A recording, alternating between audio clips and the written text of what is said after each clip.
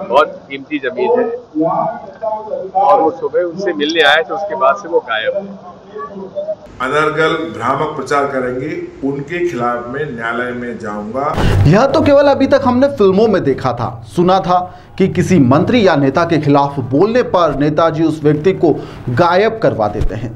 गंगाजल सहित कई ऐसी फिल्में हैं, लेकिन क्या एमपी के एक मंत्री पर इसी तरह से एक शक की सुई गई है? क्या कहीं इनके इशारे पर किसी ओबीसी के बड़े नेता को गायब करवा दिया गया है? क्या पिछले 8 माह से यदि वो ओबीसी का नेता गायब है तो पुलिस उसे खोज क्यों नहीं पाई? क्या ओबीसी नेता मान सिंह के साथ में कोई अनहोनी हो चुकी है या फिर कहानी कुछ और ही है? दरअसल मध्य प्रदेश में मोहन सरकार यानी कि मोहन यादव सरकार के मंत्री गोविंद राजपूत की मुश्किल अब बढ़ गई है। सुप्रीम कोर्ट ने ओबीसी नेता मान सिंह पटेल के लापता होने की जांच एसआईटी से करवाने का फैसला करवा दिया है।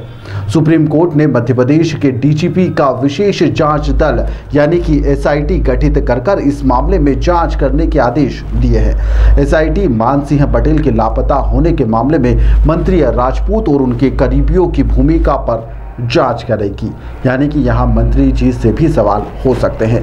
कोर्ट की ओर से 4 महीने में जांच रिपोर्ट पेश करने के आदेश दिए गए हैं।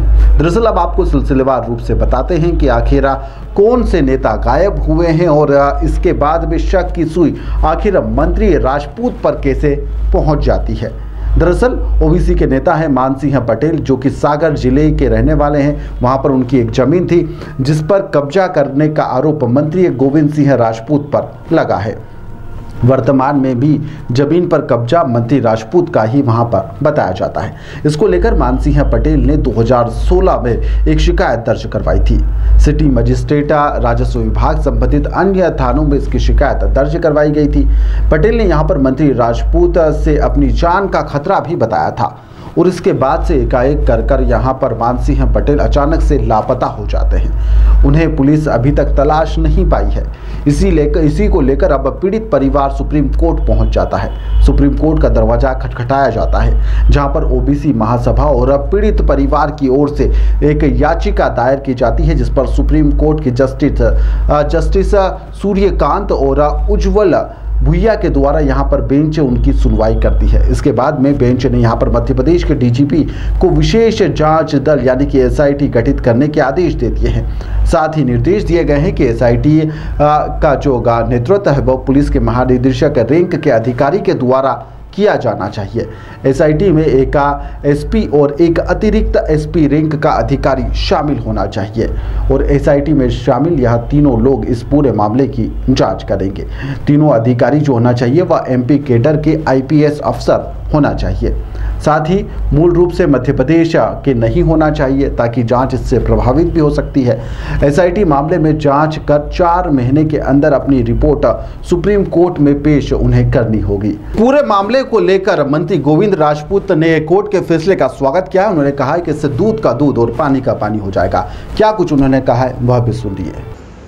लोगों के मुंह से मैंने सुना कि इसमें किसके खिलाफ टिप्पणी की गई है, तो मेरे खिलाफ माननीय उच्च न्यायालय के द्वारा ना कोई टिप्पणी की गई है, ना ही मुझे आज तक कोई नोटिस जारी किया गया है, ना ही मुझे आज तक बुलाया गया है।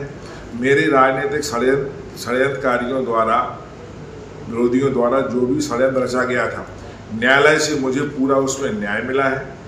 मैं ये भी कहना चाहूँगा कि पूरा सुप्रीम कोर्ट का बयान पढ़े बगैर जो भी लोग अनर्गल बयानबाजी, अनर्गल भ्रामक प्रचार करेंगे, उनके खिलाफ मैं न्यायालय में जाऊंगा।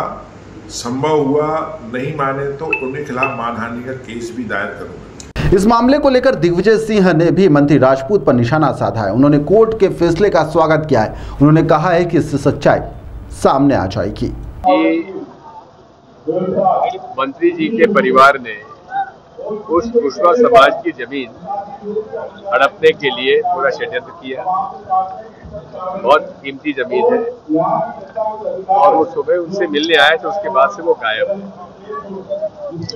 कई बार शिकायत करने के बावजूद भी एफआईआर दर्ज नहीं की गई, पुलिस ने कोई जांच नहीं की और उसके बाद जब सुप्रीम कोर्ट गए तो सुप्रीम कोर्ट ने बहुत अच्छा सख्त निर्णय दिया है कि 4 IPS अफसर मध्य प्रदेश के बाहर के वो उसकी जांच करके उनको रिपोर्ट बना के देंगे। बांग्लादेश में हिंदुओं का बहुत गलत हो रहा है, ये उचित नहीं है और हम मोहम्मद यूनिस साहब से उनके जो प्रमुख हैं उनसे हम अनुरोध करेंगे कि वे अल्पसंख्यक समुदाय की और वहाँ के आदिवासी समुदाय की पूरी सुरक्षा करें। सर, बंगाल मंत्री गोविंद सिंह राजपूत ने कहा है कि पीड़ित परिवार को न्याय मिलना चाहिए और यह कोर्ट का अच्छा आदेश है जिसमें SIT का गठन होगा, सच्चाई सबके सामने आ जाएगी। उन्होंने कहा कि मेरे खिलाफ जो भी साजिश रची जा रही है उसका भी पर्दाफाश हो जाएगा। जो लोग सुप्रीम कोर्ट का आदेश को लेकर लोगों को गुमराह भी कर रहे हैं और उनके खिलाफ कोर्ट भी जाएंगे, होगा तो वह मानहानि का नोटिस भी देंगे। मंत्री राजपूत ने कहा है कि मेरे खिलाफ भड़काऊ जो भी खबरें चलाएगा या फिर अनर्गल बातें करेगा उसके खिलाफ भी मैं मानहानि का नोटिस दे सकता हूं।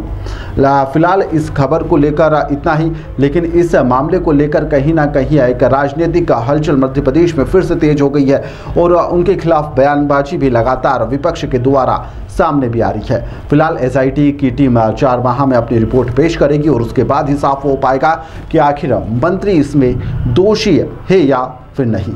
फिलहाल के लिए इस खबर में इतना ही। आप देखते रहिए दिल लपेटा।